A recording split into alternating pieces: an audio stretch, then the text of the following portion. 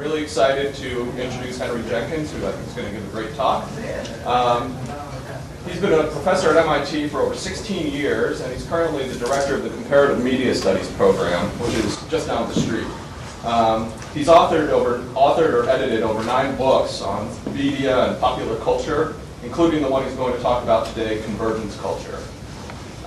He's been a columnist in numerous magazines. He's been a strong advocate for popular culture when it's been under severe attacks, such as post-Columbine.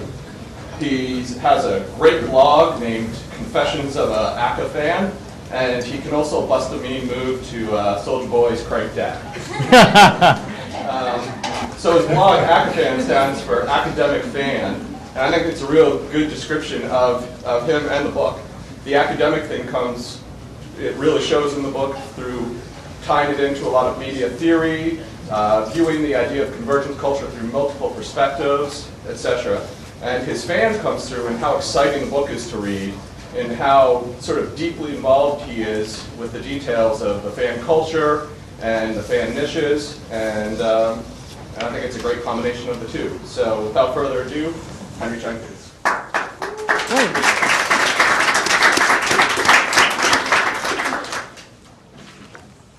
Well, it's a great pleasure to be here today and to meet our neighbors up the street. Just out of curiosity, how many of you were tied to MIT at one time or another? Clearly, a large number of MIT folks at Google. I noticed a number of brass rats as I was standing around talking to people. So it's always exciting to meet some of our alums and show you some of what's been going on in the humanities part of MIT. And I'm finding myself, I always joke that I end up going where no humanist has gone before. Which is to sort of go into companies, go into technical spaces, engage in dialogue about the directions our culture is taking as social and cultural change and technological change interface with each other in more and more powerful ways. And so while it might have been true a decade ago that the central challenges of our time were going to be technological, as the web has sort of settled in, as we begin to live with the reality as this stuff becomes embedded in people's everyday life, then there needs to be a different dialogue between those of us who look at culture and society and those of you who work on technology. And that's why I welcome opportunities like this one to come in and just share some of the things I'm seeing on my side of things, many of which touch on things your company is already involved with, but to see if we can mix it up a little bit. Now, before I start, let me say a word or two about comparative media studies. Comparative Media Studies is in its 9th year at MIT as a master's program. We are the largest undergraduate program in the humanities at MIT. We are involved in a whole variety of research initiatives involving humanities databases, involving new media literacies, the design of computer games for both education and recreational purposes. We have a corporate consortium which consults regularly with companies about some of the challenges they're facing, and especially in dealing with areas like user-generated content. And we've just launched with the Knight Foundation a Center for the Future of Civic Media, which is a joint venture with the Media Lab at MIT. So what we look for are ways we can apply what we know as humanists about culture and society to cutting-edge issues that are affecting the larger society. So we're trying to build a space where students can learn what humanists know, but do so in a way that may actually make them valuable as future employees for companies like Google. And while Google tends, my bet is that most of you who are from MIT come from the technical side of the institute. My hope is that 5 years from now that you'll start to see people from the cultural side as well mixing it up with you, because I think the kinds of challenges you face every day in a company like this are best addressed in that intersection. So, as Chris, so today I'm going to talk about some ideas from Convergence Culture, but I'm also going to try to bring it up to date. Interestingly enough, Convergence Culture was written 2 years ago. It's only been on the market for a year, but the book predated the real buzz about YouTube. It predated the real buzz about Second Life. It predated the launch of the word Web 2.0. So if anything, the tendencies that book is talking about have been more fully realized by more recent developments. It was sort of looking toward an era of participatory culture that we saw already emerging, a shift in the ways we live in relation to media. But these developments in the last year or so, the last couple of years, have really made this even more profound a change than we once envisioned. And so what this talk is designed to do is both lay out some core ideas from the book, but also apply them to some of the cutting-edge issues that are affecting media. And I'll begin with a quote from this should not say Kevin O'Reilly. Kevin O'Reilly is a character from Star Trek, the original classic Star Trek. This should say Tim O'Reilly. In his essay, What is Web 2.0? The central principle behind the success of the giants born in the 1.0 era, who survived the lead the 2.0 era, appear to be this, that they've embraced the power of the web to harness collective intelligence. The lesson, network effects from user contributions are the key to market dominance in the Web 2.0 era. So this is O'Reilly saying this is O'Reilly's point about the focus on how we generate community participation, because it's a central part of what drives all of these companies. And clearly, this map of Web 2.0 includes many of the search engines, many of the companies that sort of you guys are doing business with. Here's a more cynical description of Web 2.0. Someone has asked, please describe Web 2.0 to me in 2 sentences or less. And the answer is, you make all the content, they keep all the revenue. Right? And that's the negative. So what we've seen in the last, this phrase Web 2.0 has already gone through an interesting cycle. That last year was a year of enormous excitement about Web 2.0. This year we've seen more and more friction and tension as communities are speaking back to Web 2.0 companies in a variety of ways and challenging the implicit social contract that underlies Web 2.0. And it does often look like this idea that labor is being transferred into the hands of consumers, but wealth production is being kept in the hands of media companies. And so how we think about how value is produced, how value gets monetized, and how value gets rewarded in a Web 2.0 economy is a central part of what I think the work of Convergence Culture helps us to try to understand. So here's the story as of last year. All right, Time puts you on the cover as the person of the year. Not about you, but I bought the issue that had my picture in the cover. Putting the we in the web is on the cover of Newsweek. And the power of us is on the power of Business Week. And it's all in the pronouns, it seems to me. Because Time's cover is really interestingly ambiguous, as is the name YouTube, because in the English language, you is both singular and plural. And the tension I saw in Time's coverage was between the idea of YouTube as a space for individual expression. Anyone in America can produce something, put it out there. And YouTube is a site for subcultural expression. That it's a site where different communities involved in conversations that have produced media and separate sites now have a nexus or gateway that the media they're producing can be shared through. To my interest as a cultural studies guy, it is the fact that there are all of these pre-existing communities that have gravitated into the space of YouTube and are sharing their media not only among themselves, but with each other. And innovation is sped up by the flow of these ideas from one subcultural community to the next is what the real excitement about YouTube has been. It is a mixed media, hybrid media space, to use a term that Johan Binkler talks about in The Wealth of Networks. He talks about this being a moment where spaces are shared between commercial and amateur, but also nonprofit, governmental, educational, activist, all kinds of groups are producing media, sharing media with each other. And the power of a platform like YouTube is precisely that all of those groups are using it in a variety of different ways, and that those different groups trade ideas with each other.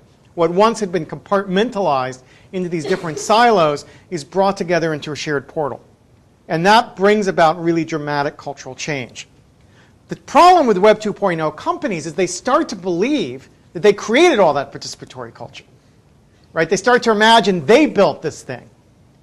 And instead of imagining that there's a whole history that behind any of those communities is decade-long history of a push for more participatory media that fuels the engagement and participation that something like YouTube creates. So here I have behind me a graphic of Kirk and Spock enjoying a nice bubble bath together. And it's an image from the Star Trek fan world, where for 20-plus years, going back to the 1960s, fans have been involved in the production and circulation of fan fiction, including homoerotic fan fiction known as Slash, which deals with erotic relations, originally between Kirk and Spock, now all the way up through Harry Potter characters and characters from Supernatural or any other show that you might want to imagine. There is a whole subculture writing it. Hundreds of thousands, if not millions of people involved in the production and circulation of stories. This community historically has been overwhelmingly female. And when I did studies on it 15 years ago, it was about 90% female. I think the gender gap has closed a little. It's probably about 70 to 80% female writers at the moment. But it's still overwhelmingly a female community. It has a history of producing these things, first by mimeograph, then by Xerox, then by using the web for their own amateur distribution. This community comes into play because of a story involving this company, FanLib. It was a story that sort of broke this summer and is sort of an example of the tensions that are emerging around Web 2.0. FanLib was started by a number of people from the digital industries, the media industries, pooling their resources, and they wanted to create a site, a Web 2.0 company focused on fan fiction. And the initial move was actually a smart one. They went to some of the lesser-known series, the L Word being an example. They negotiated with those producers for the rights to create a safe zone for fan fiction. So fan fiction is always in a legal gray area. Companies claim it violates their intellectual property. They shut it down. This provided a space for people who wanted to write L-word fan fiction to put their stuff up on the web. They ran contests. There was official recognition. All was going fine until FanLib decided it wanted to become the general portal for all fan fiction on the web. Screw legality, screw rights holders. We're simply going to open it up. We're going to recruit the best fans. We're going to invite them inside, and we're going to encourage them to write stuff for us. And we're going to take all of the money that's generated by eyeballs hitting the site, and we're going to keep it inside. So we're going to get these writers to write for us. We're not going to do any revenue sharing. And we're not going to provide them any legal protection when the rights holders come crashing down on them. We potentially put a big red sign around the fan community, which up to now has sort of got this uneasy truce where most companies turn a blind eye to fan fiction as long as no one's making money on it. And we're moving into a space where people are going to make money on it. Needless to say, this didn't go down well. What angered it even further is this is the ad campaign they used to launch for a community that's 80 to 90% female. The image is that if we go with corporate version of fan fiction, it will be more muscular. That the old version is weak, but the new version is muscular and masculine. Which invited people to look, for example, at the board of directors of this company, which were 100% male. So that 100% male board was dealing with a female community and doing ad campaigns that reflect almost no awareness of the gender politics of the space they were entering into. Now, adding it to the fact that already flowing around the web were their commercial pitch to rights holders and the sort of commercial clients, which gave exactly the opposite message is what they were giving to the fan fiction world. That they were telling fan fiction world, we're going to empower you, we're supporting you, we think this is really powerful. And meanwhile, floating around in the corporate prospectus are all the FanLib action takes place in a highly customized environment that you control. As with a coloring book, players must stay within the lines.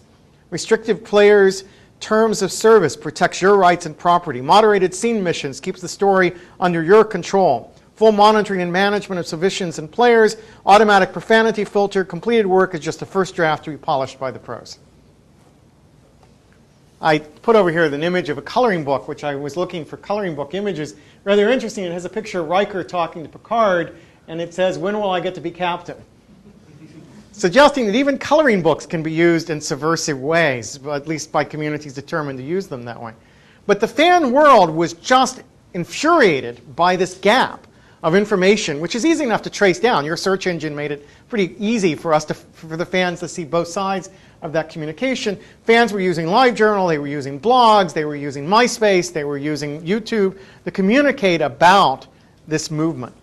And they raised a series of objections, including the concern about who is making money off this. And more deeply, this is a community that has historically understood itself as involved in a gift economy in which fans created stuff to give to each other.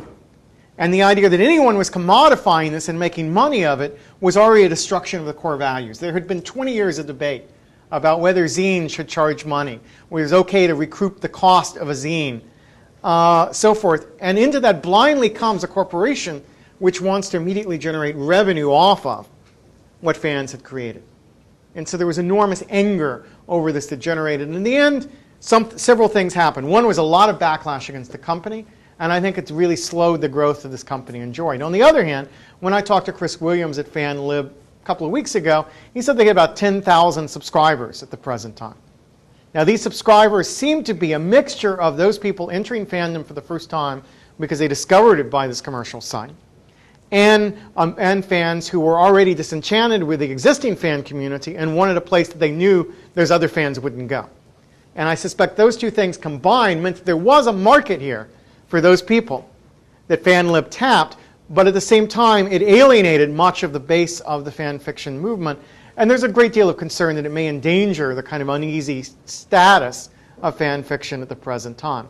What's an example of one of a number of Web 2.0 controversies this past year that sort of reflect the consumers' growing awareness of their own value as cultural creators, as cultural distributors. Their own participation has some importance behind it, and they're beginning to rally using all the social network technologies they have to speak back to companies that simply want to go in, colonize, strip mine, whatever we want to call it, take their content, turn it into a revenue generator for them, and offer neither be accountable to these communities nor offer revenue back. And I think it seems to me one of the big challenges as we go forward is how do we think about what those relationships should look like as we begin to engage with these new communities. Now, to understand the story, we need to take a step back and to think about what's going on in terms of convergence. Now, in the book, I use the book's title is Convergence Culture, and it flies in the face of a largely technological notion of what we mean by convergence. That is, when the industry talks about convergence, most often it falls into what I call the black box fallacy. That is, trying to figure out which black box all the media in our lives are going to flow through. And I think the reality is that we are going to use a variety of media platforms for the foreseeable future. Those platforms will be interconnected, but it doesn't follow that we want a single media device that does everything. Something of the confusion of this world is suggested by this cartoon. It says, no, sir, I was not talking to my cell phone. I was watching a TV show on my iPod. And the sense of us carrying content from one platform to another is part of the world we live in. But in my living room, I got more black boxes than ever before. I also have multiple black boxes on my body at the present time. We carry technology around with us. And I think part of the challenge is moving beyond a technological notion of convergence to think about convergence in cultural sense as a world where every story, every image, every sound, every relationship plays itself out across the maximum number of media channels. A shift that's shaped top-down by decisions in corporate boardrooms and bottom-up by decisions made in teenagers' bedrooms. Decisions that are shaped by the desire of media companies to be in every possible media sector and to maximize touch points with consumers, and shaped by the desire of consumers to have the media they want, where they want it, when they want it, in the form they want it, and their willingness to take it there illegally if it's not provided there legally. And those two things come together to result in a world where content spreads really rapidly across media platforms.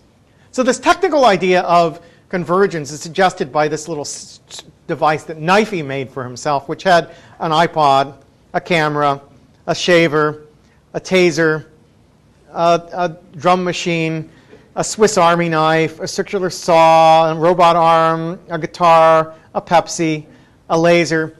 This device, in other words, that did everything that Knifey wanted, looked something like this, right? The idea of packaging it all together into the iPhone or some other sort of device, we reach the point where these become the digital equivalent of the Swiss Army knife, that every media function we possibly want in a single device, which no one knows how to use. My experience is constantly taking pictures of my ear and sending to my entire mailing list. It's like we're push the wrong buttons, we're startled, we grab things. The idea of putting it all on the same device seems to me fundamentally the wrong direction. And I think as things sort themselves out, we will have a better sense of which devices should serve which functions and how these things are going to work together. But I think we're at a period of a lot of kludged technologies, literally on the ground, 5 or 6 black boxes in my living room patched together to do what I want. My living room, on the other hand, a lot of converged technologies which often create confusion for users. And we're sorting out how these things fit together. As that's going on, though, we're seeing an explosion of what I call transmedia entertainment. In the book, I talk about the Matrix in this regard. That is, the Matrix is a story that spread across 3 films, about a dozen anime shorts, about 20 comic book episodes that were distributed via the web, about 3 or 4 video games and massively multiplayer games at the present time. And the information of the Matrix is dispersed across all of them. Heroes is another example of a very successful media franchise that is partially a TV show, partially a comic series, partially a variety of web-based experiences. Will be mobile episodes. There'll be a second television series that fills in the cracks between reruns of Heroes. A lot of stuff going on. Geico's Caveman is the branding version of this, right? Starts out as a television commercial, becomes a website, now has generated his own TV sitcom. So that we're seeing that stories spread across media platforms almost without regard to technical barriers, and that people seem quite eager to follow these stories and pursue bits of information about them across as many media platforms as possible. And that's the heart of what I mean by convergence when I talk about convergence culture. It's a cultural logic. It's a system of the ways in which our culture operates. All right, second big idea in the book. In a network society, people are increasingly forming knowledge communities to pool information and work together to solve problems they could not confront individually. And we call this collective intelligence. This is a pretty interesting illustration of it. This is a command chart for the Zion Resistance underground movement in the Matrix movies. Right? And the people who put it together had to put it together across all of those media sources that I talked about. Right? They have to figure out all the ships, who the captains are, what the organizations are, who reports to who. All of this is pieced together by a large group of people pooling knowledge that's gleamed across a large number of media text. This is the world of the discussion list. It's a world where Pierre Levy tells us nobody knows everything, everybody knows some things, and what any given member knows is available to the group as a whole at a moment's notice on an ad hoc basis. If you ever belong to a discussion list, it's probably true. You'll watch an episode of your show, you ask a question about it, dozens of people will send answers in, and that knowledge gets shared, and it becomes part of the shared resources of that particular community. This fundamentally changes the way we consume culture. So I first started noticing this 16 years ago when I started following Twin Peaks online. And Twin Peaks was one of those first shows that people talked about were challenging television shows, puzzling shows in one way or another. What was interesting is the television critics were saying that Twin Peaks had become so complicated no one could understand it. And the fans online were saying Twin Peaks was being dummied down to such a point that no one was interested in it. Why was that? Well, because one critic in their living room watching the TV show by themselves could only process so much information.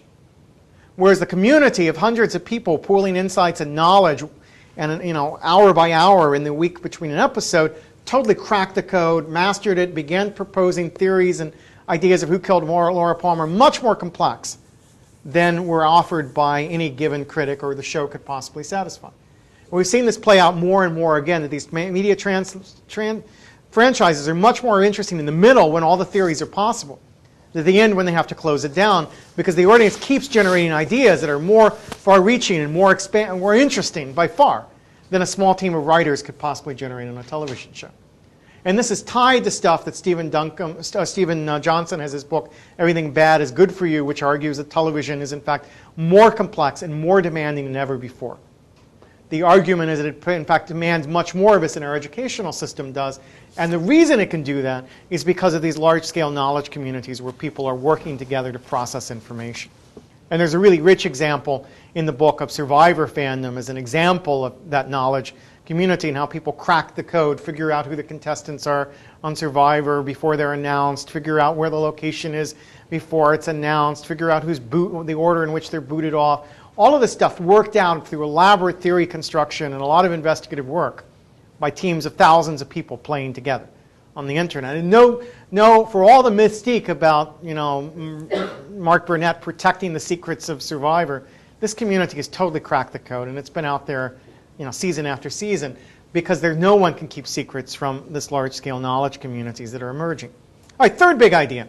We're seeing the emergence of a new form of participatory culture, a contemporary version of folk culture as consumers take media in their own hands, reworking its content to serve their personal and collective interests. And this goes back to fan fiction, but it also goes to Machinima. Here we have the red versus blue series that I'm sure most of you know here as an example. Machinima involves taking game engines, creating digital animations with them, distributing via the web, and Red versus Blue is probably the biggest success story to come out of it. But it's happening all around this. There are all kinds of pockets of innovation and experimentation in our culture that are generated by consumers taking media in their own hand and generating new stuff.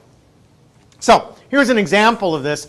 I was looking for a slide to illustrate my ideas, and I searched on the internet under participatory culture, and I found someone had already done a PowerPoint slide of my talk laying out my basic ideas. So I figured user-generated content, I take it, fold it back into this talk. It was a better slide than I was going to generate, and it makes the same basic idea, that a participatory culture is one where there are relatively low barriers for engagement, where there's strong support for sharing creations with others, where there's informal mentorship in which more experienced people help newer people learn to master the technology and the cultural processes, where members believe their contributions matter, and where they care about others' opinions of themselves and their work.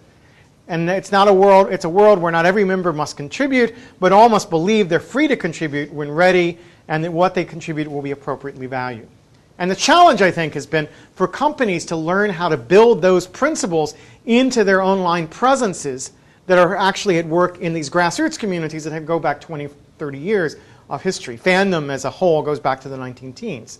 So it's been developing these practices over a long period of time, and they're deeply embedded in almost everything that a fan community culture does. It's never fully successful at realizing these goals. There are conflicts and feuds and so forth, but the ideals are built into the cultural practices of these communities, and I think companies need to think about what those are as they begin to imagine building these new kinds of user-generated content relationships. So what do we think of consumers in this new world? These are words that are popping up, are just some of the words people are using to talk about the new relationship. Loyals, media actives, producers, inspirational consumers, prosumers, influencers, connectors, multipliers. What all these words have in common is they represent a world where the assumption of participation governs, where everyone involved in the production of media today assumes the audience will become more and more participatory, but we can't agree on the terms of participation, even to try to imagine what the roles are, what the relationships are between consumers and companies that are entering into this space. So here's an example of that multiplier sort of function. You will recognize this as a spoof of the popular ad campaign on television. Here's another example of the spoof that I think captures a little bit how people think about companies. These kinds of spoofs are all over the web, and sort of what's interesting about them, not only do they talk about this, but I've seen PlayStation 2 versus the Wii, I've seen Hillary versus Obama that are using more or less the same template. This is appropriation, right? But it's not culture jamming, right? It's not, while it's playful about these brands, it's not trying to rip these brands apart. It's having a good time with the ad campaign. And what's interesting to me about it is that we cannot see that without remembering the original campaign. So while it may be a grassroots comment on the campaign that suggests a loss of control over the brand message, from one point of view, from another point of view, this stuff perpetuates the brand message in very powerful ways. It spreads it to new communities. So the work we're doing with the Convergence Culture Consortium this term is on what we call spreadable media. And our argument is we're moving from a world of sticky media where you suck everyone in and hold them like a roach motel, to a world of spreadable media where, in fact, the media that spreads creates value, and if it doesn't spread, it's dead. And that spreading may seem out of control on one level, but on another level, it's generating new senses of connections, it's spreading meaning and messages. It's just a more complex media ecology that companies are just learning to work within. All right, here's an interesting example of how this plays itself out. These are a series of Star Trek digital films that are out there on the web, Hidden Frontier, the New Voyages. These are fan-produced cinema. We can trace fan-produced cinema back to Super 8 movies. That goes a long time. These are very interesting, though, because if you look closely, this fan movie episode is directed by Tim Russ, who those of you who are classic Trek fans know that he was, in fact, an actor in the series. It features Nicole Nichols, Walter Koenig, Tim Russ, Grace Lee Whitney, Crystal Allen, and others. The sets are sometimes designed by set designers from the original Trek. The sound effects and music are provided by people from the Trek cast. These are people this is not commercially sponsored by Paramount, but Paramount hasn't shut it down. And it's tacitly given approval for the production of these films by not going after the various members of the cast and crew who've chosen to work in it. So when this is a world where Chekhov can command the ship, or Sulu can command the ship, where the actors get to have scenes, play out scenes that they always wanted to do in the movies, and they're distributed via the internet and are generating a great deal of buzz at a time that Star Trek itself is off the air. Right? We're in a lull between no Trek series on the air, film on the horizons. This period of time is being filled by fan-generated content that's hybrid in the sense that it's both commercially involved and amateur content working together to produce this new thing. Now, why would they do it? One reason to do it is because that, in fact, this is a training ground and a recruiting ground for future employees. That the best talent to come out of this can be sucked back into the entertainment industry. When Star Trek launches again, it will no doubt involve people who are involved in this grassroots media production now. This guy, Robert Kuznets, a business scholar, calls this Wikimedia. And it's a nice metaphor to think about what's going on in this regard. Seemed far-fetched? Well, same thing happened to Doctor Who. It was off the air in England for almost 15 years. When it came back, the people who run Doctor Who now, and have made it a really hot franchise again, were all people involved in grassroots fan activities during the lull time when it was off the air. So this is a kind of value production these communities are involved with these companies. Now, here's the story of the Browncoats. Many of you know Firefly, Joss Whedon's show, was taken off the air. There was Rallying Point. It was turned into the film Serenity. The Browncoats were out there in front publicizing this film every inch of the way. The studio pulled back its promotional budget because the grassroots promotion was so strong, and the media coverage of the Browncoats were what made most people hear about Serenity as a film. When all of it was over, the company then turned around and sent a cease and desist letter to the Browncoats and wanted to collect money for the illegal use of images from the show on their T-shirts and posters they used to publicize the movie. The fan organization took a logical step. They used the web. They collected all of the hours that their members had contributed to promoting the film, and they sent an invoice back to the studio for billable hours. The studio took a look at that, looked at what they were going to charge them, and sort of conceded publicly that, in fact, the fans had generated more wealth for the company than they were going to collect in license fees for the circulation of these photographs, and apologized for the miscalculation. Right? But this sort of raises this question of how do we think about value in this new environment? Right? The old model was that fans depreciated the value of this work by seizing control over it, by running it down, by violating copyright. I want to argue that fans, in fact, appreciate the work in the double sense. Right? That they both appreciate it because they like it, and they appreciate it because they're generating greater publicity around it. They've increased the value of it. In an economic sense, they appreciate the value of this work through their activity. And so it's about recognizing the kinds of values that emerge in that space. So this is the new model of consumers. If the old consumer were predictable and stayed where you told them, the new consumers are migratory, showing a declining loyalty to networks or media, but not necessarily to shows. Right? That they will chase a franchise across every possible media partner. They scan the environment looking for interesting stuff. When they find stuff they really like, they drill down deep. And that's the good way of describing this new behavior. If old consumers are isolated individuals, the new consumers are more socially connected. And this is this image it's a little dark in here, but it shows Spider-Man and the Black Widow sort of looking at a picture they took on the cell phone camera at Comic-Con. But I think it sort of captures this moment where they're there to perform and to be seen, to share their media with other people, a whole range of relationships, but they're social relationships. All the talk for the last decade has been about personalized media. I want to argue we are living in a world now of socialized media, in the sense that it's about social networks and the ways people consume media within social communities. And we need to make that adjustment. If the work of old consumers was once silent and invisible, the new consumers are now noisy and public. This is an image of a meetup of fans of The Matrix in Shibuya train station in Tokyo, where these fans restaged the Burly Man brawl there in the train station. People captured it with cell phone cameras. It went out via Flickr to the world. It got picked up by blogs. This picture I got off Boing Boing. So it became part of the story of the circulation of the Matrix films in Asia, were this fan-organized event. No one in the production company had anything to do with it. It's one of many outpourings of fan support which have increased visibility around the launch of new media products. If old consumers were seen as compliant, the new consumers are resistant, taking media in their own hands. This is the Harry Potter Alliance, which is a new organization for fan activism. And basically, the argument is if Harry Potter taught a generation of kids how to read and write, can it also help teach them how to become activists and fight for what they believe in? The central theme of the Harry Potter books is about young people battling evil, questioning adult authority, going out and changing the world. They're trying to harness that to focus on human rights issues around the world. And the result has been a really powerful organization that I think is generating a lot of interest.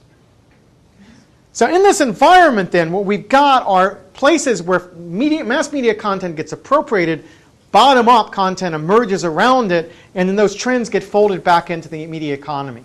So here we've got an image from one of the action figure movies that was produced by a guy I write about in the book called Ethan Mather. Mather basically created a series of spoofs of Star Wars using Star Wars action figures, distributing them over the web. We've got Lego site that has a Star Wars fan cinema on it. And we've got, this is the Skeletor show, not that you can tell it, but the Skeletor show is you can find on YouTube. Someone has redubbed old He-Man episodes in a kind of smart-ass kind of snarky way, and it's really a lot of fun, the sort of redubbing that goes on of these old cartoons. And I put at the bottom Robot Chicken. And I'd suggest that something like Robot Chicken, we could trace its genealogy back to a whole wave of young people who were making films and photo montages using action figures and spoofing the content of their childhood that fed into the production of a fairly successful comedy series that I'm a big fan of, Robot Chicken. So we see that as grassroots stuff bubbling to the top. We can see something similar occurring when you think about anime's entry into the American marketplace, which anime is now one of the leading cultural exports of Japan, a huge moneymaker. 20 years ago, you couldn't give it away in the American marketplace.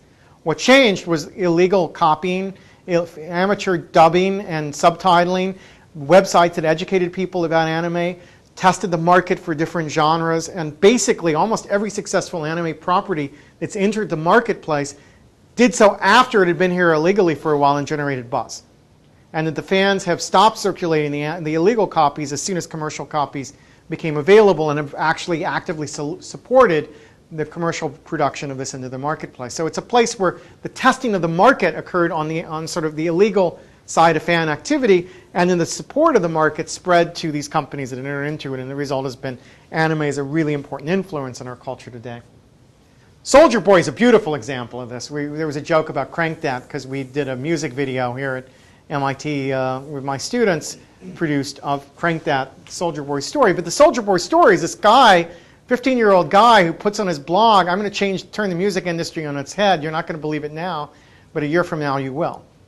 And a year and a half later, he's at the BET Music Awards as one of the top performers, right? And he did it by using the web, using his blog, using MySpace, using music distribution software, using YouTube. He generated buzz, and in part he did it by encouraging people to appropriate and perform Crank That. So that there are hundreds of videos of Crank That of all kinds of groups performing it, all of which spread the word about Soldier Boy and paved the way for his commercial success. So here's a guy that came from nowhere to being one of the top-selling artists in recent weeks because of his ability to harness this bottom-up energy of consumers. The same energy, the same platforms support the continual production of grassroots music. So here's Wizard Rock, which is a form of pop music generated by fans of Harry Potter. And there are bands like Harry and the Potters, Darko and the Malfoys, who have songs like Voldemort Won't Stop the Rock or My Dad's Rich, Your Dad's Dead. Great songs that capture this world of Harry Potter. And there are now more than 200 Wizard Rock bands that are using MySpace as their distribution platform. And they're producing whole albums and spreading them. They have no desire to break into the commercial media space for the most part. They're simply creating a grassroots distribution of music that allows them to say what they do. I was at an incredible concert of some of these groups in the Storyville district of New Orleans this summer, and this jazz club was completely taken over by Wizard Rock performers and people, they're fans. So that it's really created its own kind of cultural phenomenon that's not on the radar, by and large, of the commercial music industry. Here's Four-Eyed Monsters, an independent film which is publicizing itself through Second Life. It has set up an interesting system where people can register the desire to see the film in a local area. When they get X number of local patrons, they go to an independent movie theater and say, would you show the film for the week? Because we can show you that we've got about 500 people in your city who want to buy tickets, and you'll sell out for the first couple of nights anyway if we show this film. And that's helped this independent film get into many, many markets around the country. It's a successful strategy which is cooperating between fans and producers.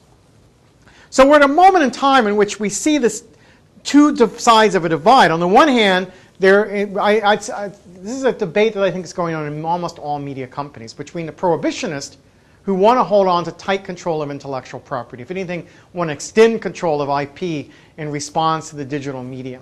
And the collaborationists who want to open up a space for people for fans and consumers to actively participate in the production of value around that intellectual property. And it's the struggle between those, the contradictions between those, are what makes it really difficult for consumers to make sense of what role they're supposed to play in this new culture. It's not that consumers are confused about IP, it's companies are confused. Because companies can't decide where they want to harness the marketing potential of all these participatory culture forms we've been talking about, or whether they want to hold on to their old model in the face of the challenge those things represent to them. And I think that's the challenge we need to think about as we go forward. And the poster boy of all this debate might be Stephen Colbert. And I want to end with talking about Stephen for a minute. I'm a big fan of the Colbert Report. And he's someone who really gets Web 2.0, right? He's had any number of contests. This is the green screen contest he did around the Star Wars Kid, where he took Star Wars Kid video, reenacted it himself, created a green screen, encouraged people to remix, make their own versions of it, distribute it via YouTube, get it onto the show. We did one more recently where he created a whole routine, which was only funny when you anticipated how it was going to be remixed by people.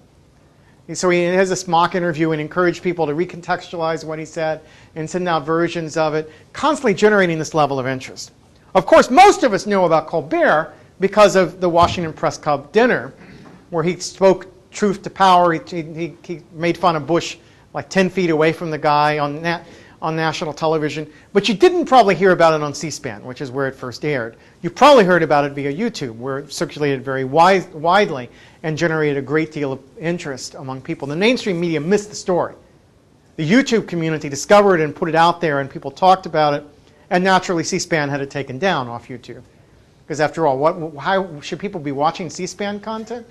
But nevertheless, not so fast. The Colbert's the book on print version of the book on tape version of it is one of the top-selling spoken word albums on iTunes at the present time. So it took great root in the culture. It generated a great deal of interest. Well, Colbert took aim in Wikipedia, and a kind of playful thing where he encouraged people to go on Wikipedia and change the entry about elephants. So if you look at this entry closely, it says the amount of African elephants has tripled. The number of African elephants that has tripled in the last 4 months. The number of African elephants has tripled recently, according to Stephen Colbert. Right? The whole entry got taken over. And I talked to Jimmy Wales, the Wikipedia guy, about it, and he described how they had to organize the Wikipedians to defend the integrity of information on the elephant site and to calculate where those crazy Colbert fans were going to go and tamper with their data. And they had to figure out when it was going to reruns because they knew there'd be another wave of this stuff. And it was like this information war between the Colbert fans and the Wikipedians over elephants. Right? Fascinating stuff. Great deal of fun when you think about the ways that just old media playing with new media in creative ways. So, in the midst of all of this, what happens? You guys buy YouTube, and the parent company for this Colbert show sues Google to have all of that content taken down, including hundreds of segments from the Colbert Report. So it's a beautiful example of one side of the company getting this new world, embracing that collaborationist logic, seeking new value by tapping the energies of fans, and the other side of the company holding on to this prohibitionist model of shutting down intellectual property, reining it in, and not allowing media to be spread and circulate and generate new meanings and new associations. And I think that's the struggle. So on the one hand, I began with the struggle of user-generated content and the tension between the gift economy of participatory culture and the commodity culture of media companies. And we end with this tension between media companies over this question of collaboration versus prohibition. And they represent two sides of a kind of series of tensions that I think we are struggling with as we imagine what a more participatory culture might look like and as we understand what the long-term implications of so-called Web 2.0 might be. So with that, I'm going to open it up for questions. So one of the things in a lot of these participatory culture that I've heard, and I believe this actually originated with Yahoo, is this sort of 1% rule. That is that in any sort of large participatory community, actually only about 1% of people participate. And based on the communities that I've been part of, that seems to line up about right. It seems to vary somewhere between 0.25% and 2 or 3%. Is it your opinion that that's a sort of relative truth, that's just sort of human nature, or can you identify any sort of salient features in the communities that succeed in getting substantially different participatory? Well, I don't think it's an inalienable truth. It's not the law of gravity. It's probably not even Moore's law. It's someplace, it's a social variable. I definitely think there is always going to be people with different levels of intensity of involvement in any participatory culture. But I'd say, for example, the traditional world of the fanzine, those ratios were the ratio of participation is significantly higher. I think there are other communities that I think the ratio of participation is significantly higher, and they're ones that have really built in mechanisms to encourage participation. One of the reasons I'm involved in the MacArthur Foundation on work on new media literacy is because I think it's about empowering people to feel like they can participate and that their participation matters. We talk there a lot about the participation gap. So the participation gap is different from the digital divide. The digital divide had to do with access to technology. If we look statistically, we've largely closed the digital divide. That is, most kids in America have access to network computing through schools and public libraries, if not through their home. There's some pockets, the Indian reservations being a very notorious one, but many of those have never had a telephone system that worked, let alone an internet system that works. And I think there's some big problems we need to address there.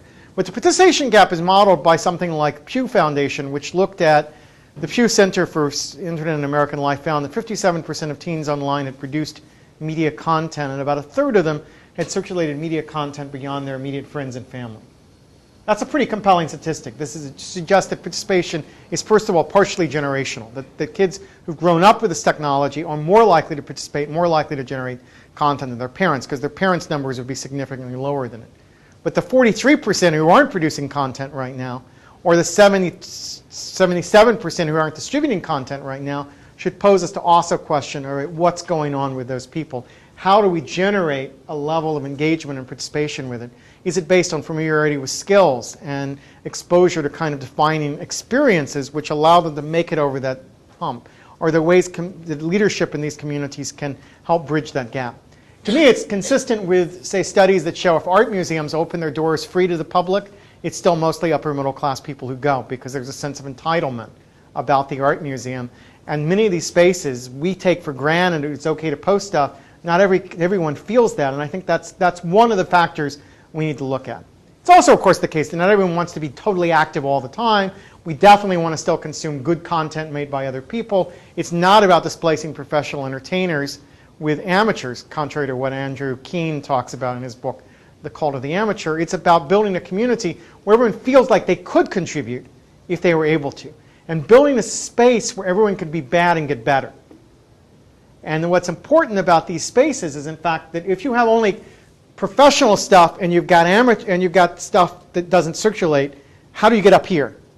Well, you've got stuff down here at all levels that's good, bad, and indifferent, and you sort of say, I could do better than that, I'm not quite as good as that, then people begin to have an incentive to participate. So the question of do people see the range of what's produced or they only see the best, I think is actually a variable to think about, as well as what's the sort of social mechanism that pull people up. The other thing we're discovering is that participation does not equal diversity. So you look at this, John McMurray has done some research on YouTube. If you look at the top 100 posts on YouTube, the most popular post, overwhelmingly created by white middle-class males, right? The minorities participate in YouTube, they distribute content, but from the mechanisms of the majoritarian mechanisms that move content up in that system results that those things that are most like the majority of users move to the top, and those things that don't look like that are weight to the bottom.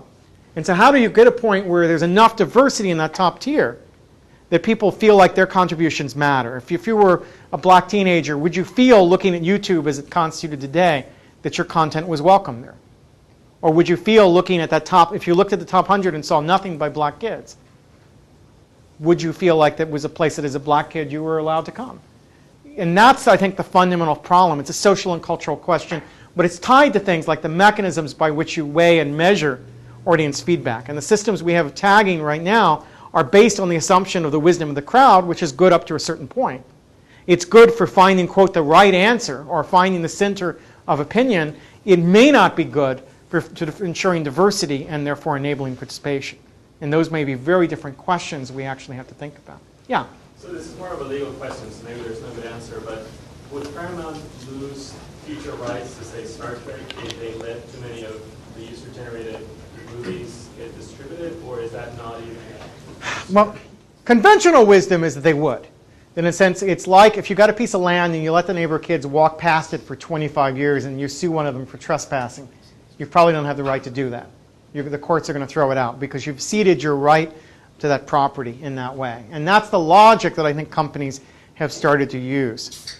Now, what a number of people in the legal community are trying to look at is there a way to give blanket permit for non-profit, non-commercial uses of your content, something like Creative Commons, that would enable this fan-generated stuff to go on and not threaten copyright? It's given that Paramount doesn't want, some other studio coming in and making a Star Trek movie.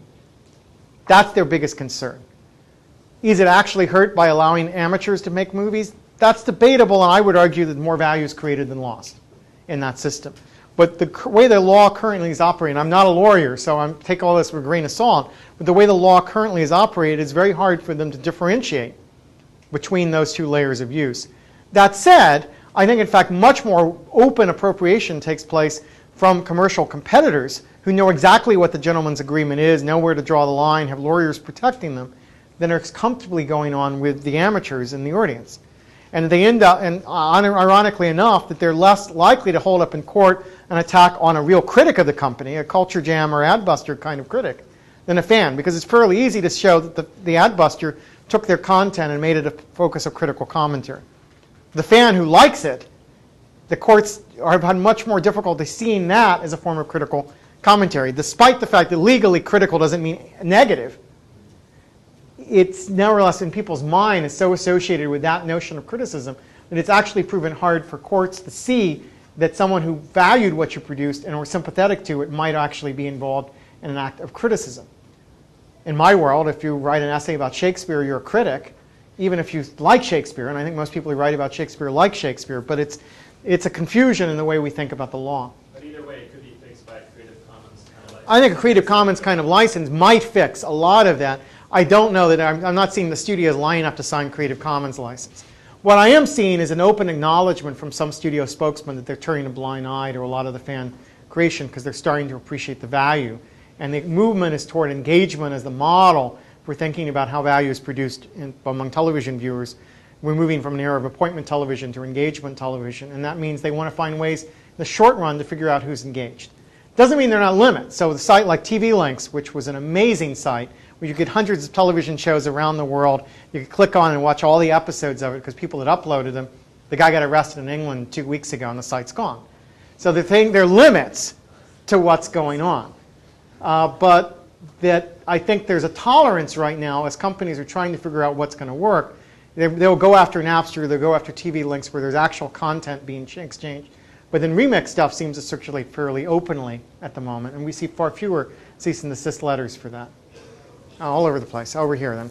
I have a question about your take on community journalism. It seems like the thing to do in these trying times in journalism is for a local newspaper to set up some sort of community page where people can, submit comments and even write stories. Do you feel as though this will change the face of journalism and ultimately save these local newspapers, or do you think it's just kind of a passing trend? Well, I think it's going to help. I mean, I think the newspaper is here to stay. I wouldn't put any bet on the future of any given newspaper. I think the trends are right now in two directions. One is we're moving to the point where most Americans get their news from national sources rather than local sources. So more people get news from USA Today, New York Times, Wall Street Journal, Christian Science Monitor than get news from their local newspaper. Or they get it from the web, or they get it from some other source. I think that's a change that's going to continue. And what it probably means is we're going to start to see in an area like ours, the Boston paper, the Providence paper, the Hartford paper, will all three of those survive? Probably not, long term. I think you'll see in the great megalopolis the consolidation of those things. The reverse has been the hyperlocal, and this is where user-generated content actually does make a lot of sense. The publications people are most invested in right now is the stuff that really just covers the local community and covers it well. And that's where harnessing the power of everyday citizens can make a huge difference in terms of increasing the kinds of coverage that we can provide. And that's a lot of what we're interested in the Center for Future Civic Media, trying to figure out how we harness citizen journalism, how we create new relations between governments and citizens. And the sad thing is right now in Boston, it's very hard to find out who the candidates are for a Cambridge election. Because we're caught between Globe's tendency to want to go national and not much coverage filling in the gaps yet in Cambridge, because we've got a good local paper, but we're not still able to find out who the candidates are for election and what they stand for. So, and I think it's a serious challenge in the ways information is operating, to how to figure out how we get there. And citizen-based stuff, the old League of Women Voters sort of questionnaires have historically filled in the gap. That's not a new trend. That's an old trend, and the web is an effective platform for doing more of that kind of thing. So it surprises me if you go to the candidates for local office, you see the equivalent of a brochure and no real imaginative use of social network software to really begin to communicate with local voters. And I think there's a lot we need to understand about how we can use this new media to convey news. But yeah, I think it won't save the newspaper, but I think it will. I think that the uses of it that will make a huge difference in communities. And long term, but I think long term there's going to be a closing down of a lot of papers before this is all over with. Yeah, over. It's 5 o'clock. Okay. Once again, thank you, Henry Jenkins, for giving the talk. It was great.